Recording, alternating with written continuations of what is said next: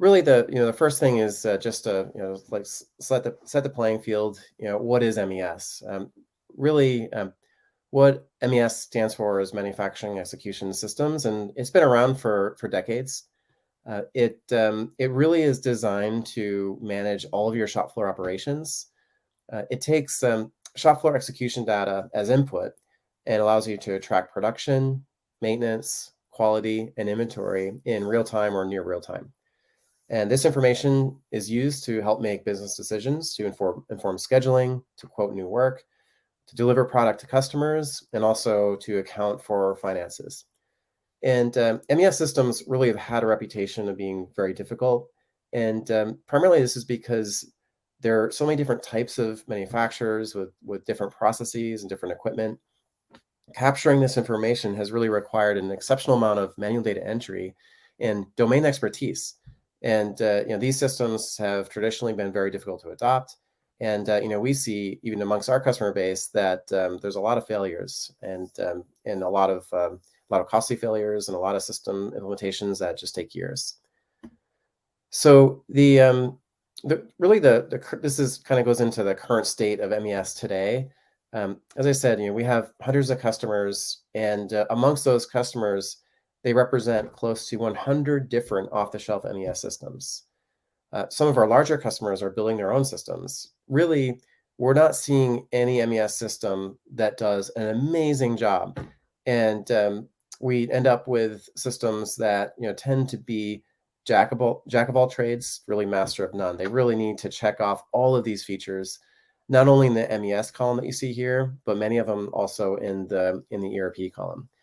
And in order to really accommodate the unique needs of each customer, vendors really are building specialized features that meet the needs for a small niche. And that's why we have so much fragmentation.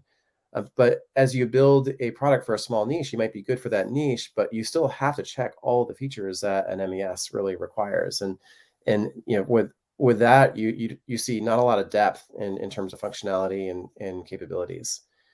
And the other thing that I touched on is there really is, especially in the small to middle market, MES systems are combined with ERP, like your accounting and finance and order management, and that's even more that these vendors have to build. So you can imagine that not only do you have to build all the features of MES like around scheduling and dispatching and tracking inventory, maintenance, but also your accounting systems and supply chain and in CRM. So there's just a lot there, and that's why we're seeing that we have over 100 different MES companies, even just for discrete manufacturing, with all these features.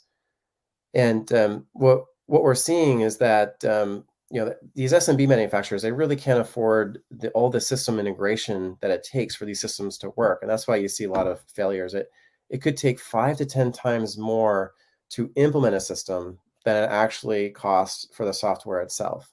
And then as a result, you don't end up with a lot of configurability. If you need to make a change, you have to hire your system integrator. They have to come in and make those changes, and it could become quite costly. And then enterprise manufacturers, if you have a budget, you have an IT team, you have software developers, they'll tend more to either leverage a system like SAP or Oracle, and then spend millions of dollars customizing it. Some are actually building their own on a general purpose IoT platform as a backbone. But what we've seen stated by McKinsey is that 81% of these IoT implementations are failing, again, because you need these outside system integrators, and you have you don't necessarily have the domain expertise to really deliver value right away, and it takes a long time. So, and the other thing that we're seeing is that these existing MES systems really require everyone across your shop floor to be engaged and trained and keep data up to date in real time manually. So, at the end of a shift, there's a lot of typing in, hey, what operation was I running? How many parts? How many scrap? And with manual data entry comes errors. So you end up with a lot of bad data in these systems as well.